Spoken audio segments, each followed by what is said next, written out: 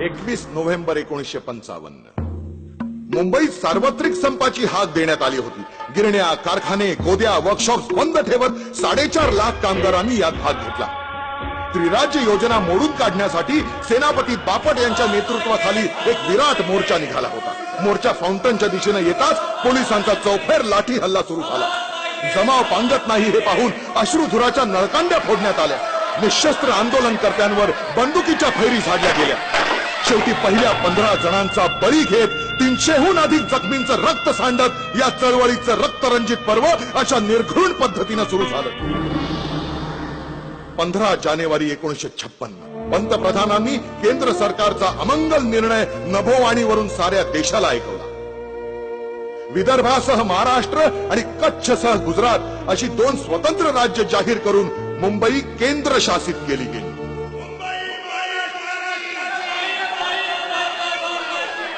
संतप्त झालेली मुंबईची जनता त्या रात्रीच निदर्शनासाठी रस्त्यावर उतरली। निदर्शकांविरुद्ध कठोर कारवाईचे आदेश देण्यात आले होते। पोलिसांनी गोळीबाराला सुरुवात केली। त्या सरकारी तबेल्याजवळ नाईट स्कूल मधून येणारा बंडू गोखले हा निष्पाप विद्यार्थी पाखरासारखा टिपला गेला। दुसऱ्या दिवशी जनतेनं उत्स्फूर्तपणे बंद पाळला। पहाटेपासूनच चळवळीच्या नेत्यांचं अटक सत्र सुरू होतं। कॉम्रेड डांगे आणि सेनापती बापट आधीच गदाड झाले होते। पोलिसांच्या सशस्त्र गाड्या शहरात गस्त घालत होत्या। सर्वत्र संचारबंदी लागू केली होती। शूट टू किलचा हुकूम देण्यात आला होता। मुंबईला जणू लष्करी छावणीचं स्वरूप आलं होतं। सतत 1 आठवडा पोलिसांच्या गोळीबाराचं पाशवी थैमान सुरू होतं। 16 जानेवारी ते 23 जानेवारी या 7 दिवसात मोरारजींच्या हुकुमावरून 442 वेळा गोळीबार करण्यात आला। त्यात 90 मृत्यू तर 400हून अधिक जखमी झाले होते।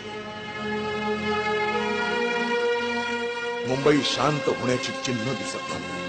संपूर्ण महाराष्ट्र पेटून उठला होता। या आंदोलनाचं रौद्र स्वरूप पाहून महाराष्ट्र काँग्रेसचे नेते हादरून गेले।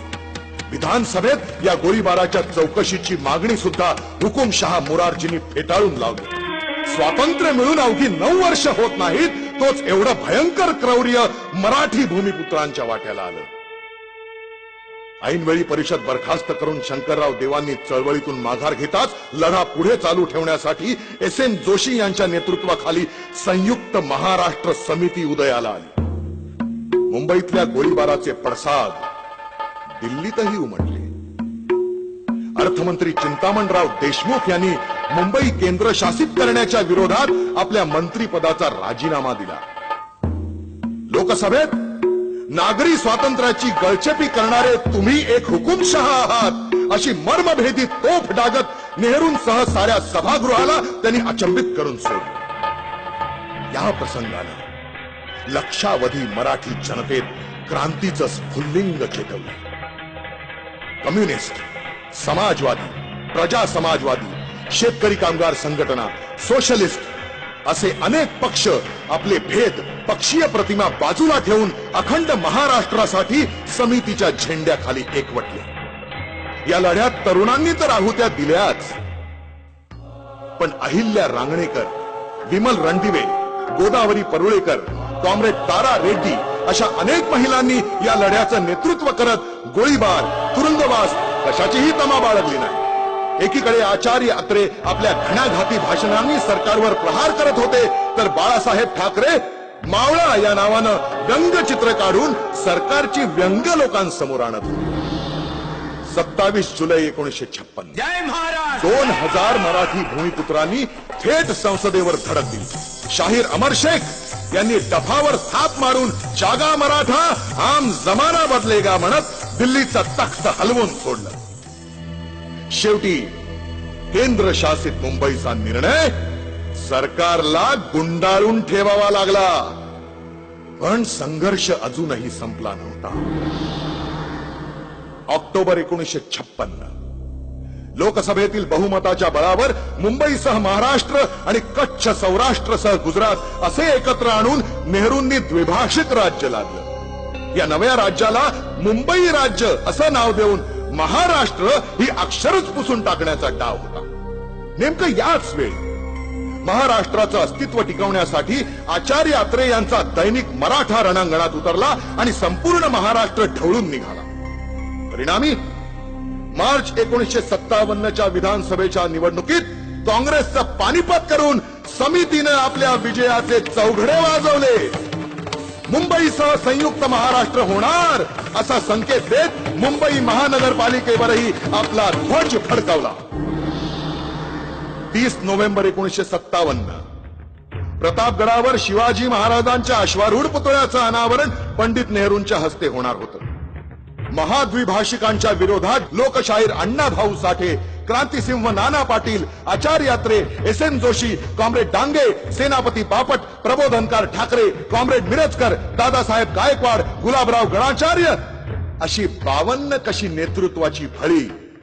2 कौड़ी के मोल मराठा बिकने को तैयार नहीं अशा आविर्भावात काळे झेंडे घेऊन उभी ठाकल्यावर कोणाची विषाद उरली आहे. नेहरू शांतपणे मान खाली घालून मोटारीतून निघून गेले. 8 मार्च 1960 मुंबईसह महाराष्ट्र राज्य संमत होऊन मुंबई सरकारनं द्विभाषिक राज्याचा शेवट करण्याची घोषणा केली.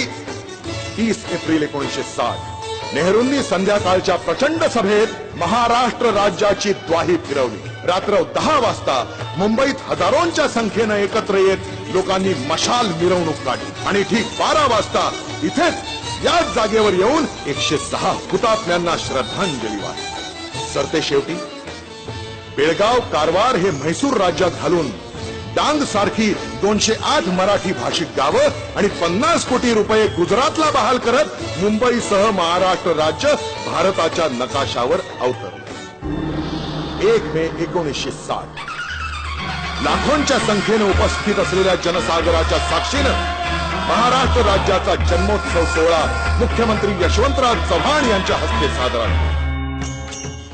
असा हा महाराष्ट्र म्हणजे संतांची भूमी, विचारवंतांची, सुधारकांची, बुद्धिमंतांची कर्मभूमी. कितीतरी मराठी सुपुत्र ज्या मातीनं दिले तो हा महाराष्ट्र. राजकारण, समाजकारण, विज्ञान, साहित्य, संस्कृती, क्रीडा अशा प्रत्येक क्षेत्रात महाराष्ट्राला आणि देशाला नावलौकिक मिळवून देण्यासाठी मराठी माणूस नेहमीच अग्रेसर राहील. मग आज याच महाराष्ट्राच्या राजधानीत मराठी माणसाला अपमानित का व्हावं लागतं?